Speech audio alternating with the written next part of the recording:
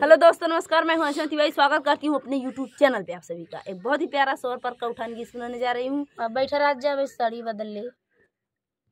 सौर पर का उठान गीत सुनाने जा रहे हैं। कैसा लगेगा कमेंट में जरूर बताना। और येलो कलर किसको पसंद है? हे राजा एक दिन जाता बाजारे, हे राजा एक दिन जाता बाजारे, जाता बाजारे हो जाता बाजारे, जाता बाजारे हो जाता बाजारे। हे राजा एक दिन जाता बाजारे, हे राजा एक दिन जाता बाजारे, जाता बाजारे ता सोठिया लियावता, जाता बाजारे ता सोठिया लियावता। हे राजा एक दिन जाता बाजारे, हे राजा एक दिन जाता बाजारे। ओही सोठिया के सोठौरा बनवता, ओही सोठिया के सोठौरा बनवता। आधा सोठौरा तोहरे माई के खियावते, आधा सोठौरा तोहरे माई के खियावते।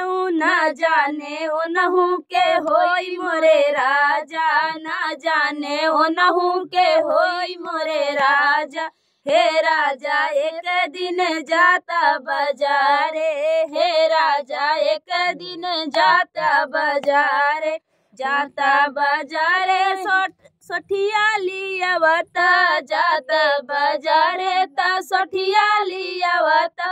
हे राजा एक दिन जाता बाजारे, हे राजा एक दिन जाता बाजारे। ओही सोठिया के सोठौरा बनवते, ओही रे सोठिया के सोठौरा बनवते। आधा सोठौरा तोहरे भौजी के खियावते, आधा सोठौरा तोहरे भौजी के खियावते।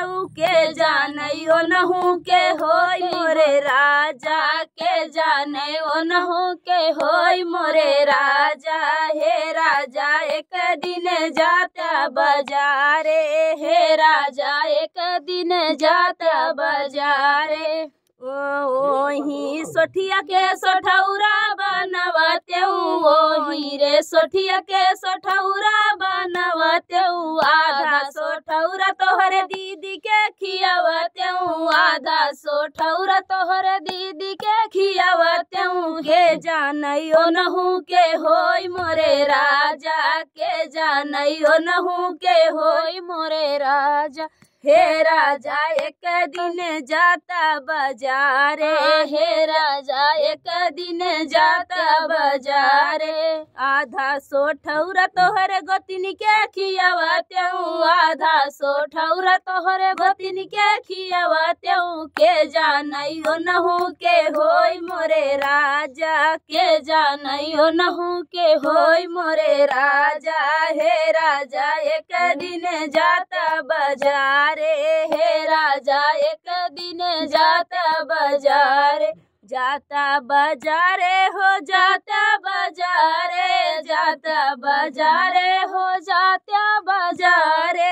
हे राजा एक दिन जाता बाजारे, हे राजा एक दिन जाता बाजारे। तो फ्रेंड, गीत कैसा लगा कमेंट में बताना। फिर मिलती किसी नए गाने साथ, तब तक के लिए बाय बाय दोस्तों।